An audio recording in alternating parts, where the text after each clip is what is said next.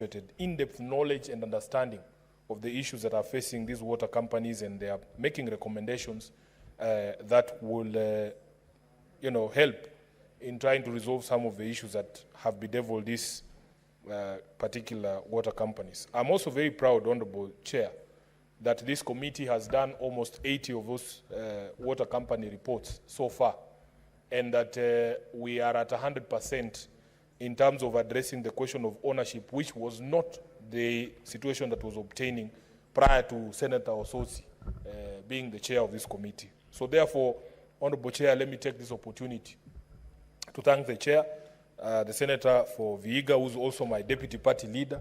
These are some of the things that Kenyans have come to expect from the very high quality leadership from the Orange Democratic Movement. And we are setting the pace for other committees, Honorable Chair.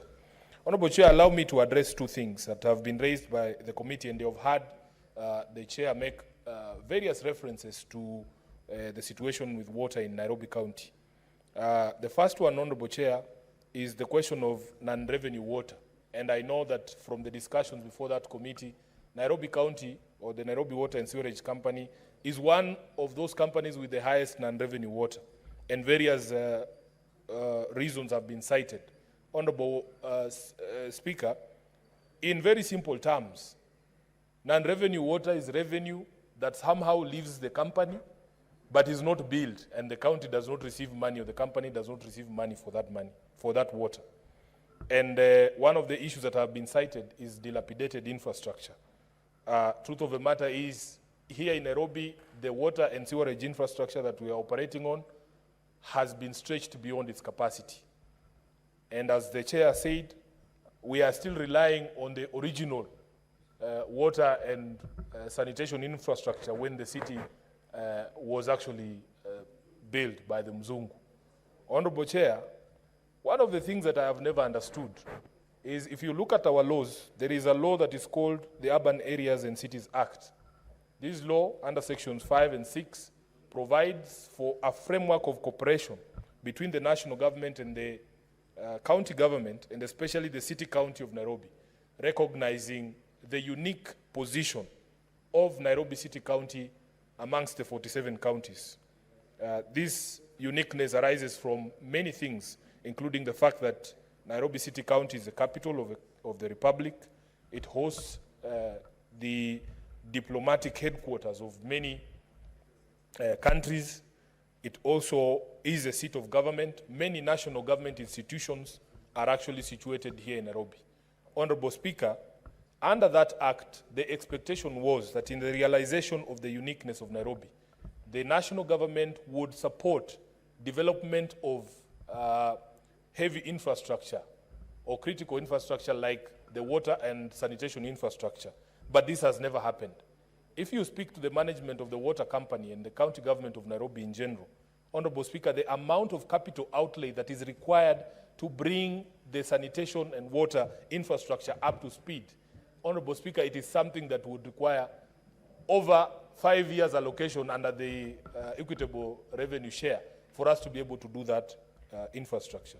As we speak, Honorable Speaker, the existing sewage network, for instance, covers only 37 or 30% of the total square area of Nairobi County. And Honorable Speaker, as you know, these has also, the past few years, have seen a lot of rapid development. Rapid development in terms of housing. Very many new buildings are coming up, going up to 25 floors, hosting thousands of tenants, but it has not been accompanied by the commensurate infrastructure upgrade that is required. And this is why many of our water and sanitation infrastructure is creaking. So, Honorable Speaker, I continue to call on the national government to honor its responsibilities under the Urban Areas and Cities Act to support Nairobi's development of certain critical infrastructure, including our water infrastructure, Honorable Speaker, so that we can be able to meet the needs of the people of Nairobi. Secondly, Honorable Speaker, the committee has highlighted the specter of illegal connections and what the chair has called outright corruption. There are stories we hear in this city, Honorable Speaker.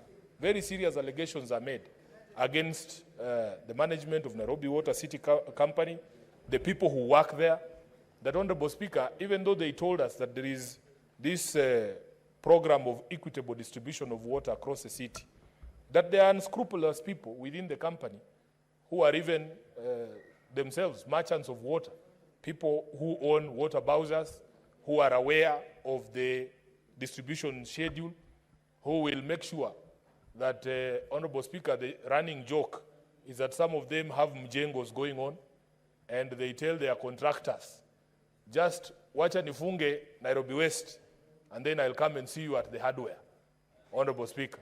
Knowing that you are shutting water supply to Nairobi West, then your bowsers are available for the people of Nairobi West to buy water from you.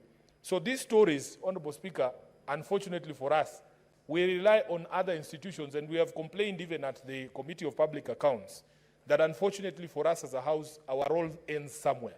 That once we bring up these matters before these committees, we depend on other institutions of government, including the EACC, to be able to follow up and to be able to bring some of these matters before the courts so that we can stop these malpractices. I remember, Honorable Speaker, and I don't know if Chair of this committee can recall, that when the Nairobi Water team was before his committee, there was a discussion about the discharge point for sewage from these exhausters in Nairobi. And the management there could not tell you on average or in a day what are the identities of the trucks that have delivered or have discharged this morning.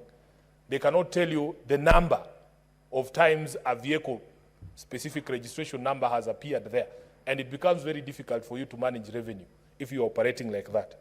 So, Honorable Chair, if we do not focus on this question of illegal connections and corruption within our water companies, we are doing nothing. And by the way, I used to think that cartels, for instance, in water, are shadowy figures who you cannot point out. Honorable Speaker, the people doing illegal connections are known within our communities. It is the inefficiency of the water companies that supports the existence of these cartels. Because the people there, especially in the informal settlements, have come to realize that the suppliers down there who have made illegal connections somehow provide a more reliable service than the water company itself. So if these issues are not addressed, Honorable Speaker, then we will not be doing anything. Lastly, Honorable Speaker, I want to just comment on something that the Speaker, the Chairman said, that the recommendations are arrived at by consensus. And in replying, I would also want him to advise if this consensus is just amongst the members of the committee, or if in fact the management of the water companies themselves share in some of these recommendations, because it is important that you get the buy-in of these stakeholders, especially on conflict areas such as the Kisii and Nyamira situation that you have referred to, the Bungoma and Trans Nzoia one. If there is no commitment from those stakeholders to resolve those problems, there's not going to be resolution of those problems. So therefore, Honorable Speaker, I want to thank the committee. I thank them for the support that they are rendering to all these entities for them to be able to improve. At the end of the day, Honorable Speaker, what the people of our counties expect is reliable water supply. If you look at the statistics, the people who in this city have access to water 24 hours are less than 40%. The rest of us, Honorable Speaker, we have to play pata potea with our water supply. And this is a situation that is not acceptable. And we have to call out the management of these companies. We have to call out the management of our counties to ensure that this is done. Nairobians have waited for so long, Honorable Speaker, because, you know, there's a project that we were following very closely on the Northern Collector Tunnel that was supposed to add an additional 170,000 cubic meters of water to our daily supply, which would have helped because we are running a deficit of over 200,000 cubic meters of water every day.